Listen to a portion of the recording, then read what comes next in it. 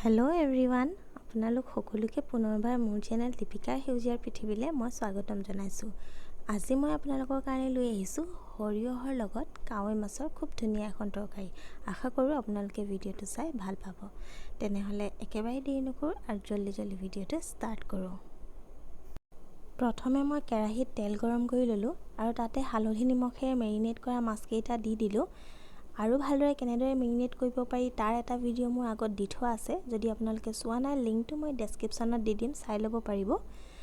তাৰপিছত এতিয়া বৰ্তমান এই মাছকেইটা মই ৰঙচুৱা হোৱাকৈ ভাজি ল'ম। আৰু এয়া দেখিছে, মই মাছকেইটা লুটিয়াই দিয়াৰ পিছত আচলতে মই ৰঙা কৰি ভাজি খাই ভাল পাওঁ, সেইকাৰণে একেবাৰে ৰঙাকৈ ভাজিম। এয়া দেখিছে, এবাৰ মই লুটিয়াই দিলোঁ, আকৌ অলপ সময় থৈ দিয়াৰ পিছত মোৰ মাছকেইটা যেতিয়া হৈ গ'ল, তেতিয়া মই এটা এটাকৈ গোটেইকেইটা কেৰাহীৰ পৰা নমাই লৈছোঁ। মাছকেইটা নমোৱাৰ পিছত সেইখন কেৰাহীতে মই তেল অকণমান দি গৰম কৰি ল'লোঁ। আৰু এই দেখিছে, এটা মিডিয়াম চাইজৰ পিঁয়াজ কাটি মই ইয়াতে দি দিছোঁ। পিঁয়াজ অকণমান সৰহকৈ হ'লে ভাল লাগে। তাৰপিছত এইখিনি মই পিঁয়াজখিনি অকণমান ৰঙচুৱা হোৱাকৈ ভাজিম। গেছটো বৰ্তমান হাই ফ্লেম কৰি দিছোঁ আৰু অকণমান ৰঙা হ'লে দেখিবলৈ খুব ধুনীয়া হ'ব আৰু খাবলৈও টেষ্টি হ'ব, গতিকে অকণমান ৰঙচুৱা হোৱাকৈ ভাজি ল'ম। আৰু পিঁয়াজখিনি এয়া মোৰ ৰঙচুৱা হৈছে দেখিছে। এতিয়া মই গেছটো হাই ফ্লেম কৰি দিছোঁ আৰু অকণমান নহৰু আদাৰ থেতালি লৈছিলোঁ, সেয়াও দি দিলোঁ। এইখিনি দি মই 1 মিনিটমান সময় ল' ফ্লেমতে ভাজিম। ৰঙচুৱা হ'লে দেখিবলৈ খুব ধুনীয়া হয়। মই এতিয়া জোখমতে চাহ চামুচৰ আধা চামুচ হালধি গুড়ি দি দিছোঁ। বৰ্তমান মই ইয়াত একো মছলা ব্যৱহাৰ কৰা নাই আৰু এই তৰকাৰীখন বনাবলৈ মই কোনো ধৰণৰ মছলা ব্যৱহাৰ নকৰোঁ।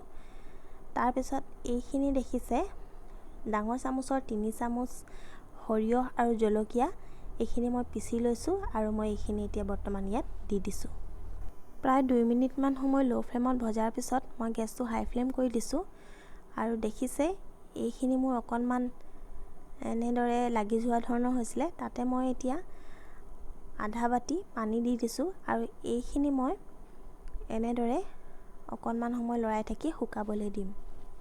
আৰু এইখিনি মোৰ দেখিছে অকণমান ৰঙচুৱা হৈছে, শুকাই গ'ল। এতিয়া মই ইয়াতে গেছটো ডাঙৰ কৰি দিছোঁ আৰু পানী এড কৰিম।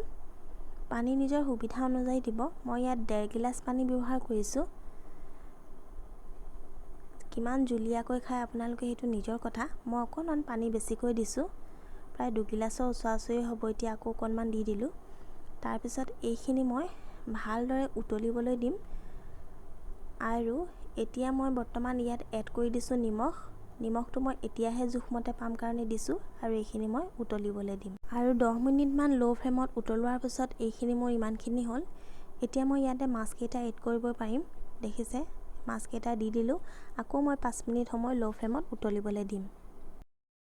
আৰু ফাইনেলি 10 মিনিটমান সময় মাজে মাজে উতলাই থকাৰ পিছত এইখিনি মোৰ কাৱৈ মাছৰ তৰকাৰী ৰেডি হৈ গ'ল। ইয়াত বৰ্তমান আপোনালোকে ইচ্ছা কৰিলে ধনিয়া পাতো দিব পাৰে। মোৰ ওচৰত ধনিয়া পাত নাই কাৰণে মই দিয়া নাই। আৰু এইখিনি মোৰ কাৱৈ মাছৰ সৰিয়হৰ লগত তৰকাৰী ৰেডি হৈ গ'ল। আৰু শেষত আজিৰ যদি এই ৰেচিপিৰ ভিডিঅ'টো চাই ভাল পালে, তেনেহ'লে প্লিজ মোক কমেণ্ট কৰি জনাব। আৰু যিসকলে এনেদৰে বনাই খোৱা নাই, নিশ্চয় এবাৰ বনাই খাই চাব বুলি আশা কৰিলোঁ। যদি ভিডিঅ'টো চাই ভাল পালে, তেনেহ'লে লাইক কৰিব, কমেণ্ট কৰিব, শ্বেয়াৰো কৰিব আৰু প্লিজ মোৰ চেনেলটো ছাবস্ক্ৰাইব কৰি দিব। কাষতে থকা বেল আইকনটো প্ৰেছ কৰি দিব, যাতে মোৰ আহিবলগীয়া নতুন ভিডিঅ'সমূহৰ ন'টিফিকেশ্যনসমূহ আপোনালোকে পাই থাকে। পুনৰ এটা নতুন ভিডিঅ' লৈ আপোনালোকৰ মাজলৈ আকৌ আহিম। তেতিয়ালৈ আহিছোঁ নমস্কাৰ আৰু ভিডিঅ'টো চোৱাৰ বাবে অশেষ ধন্যবাদ।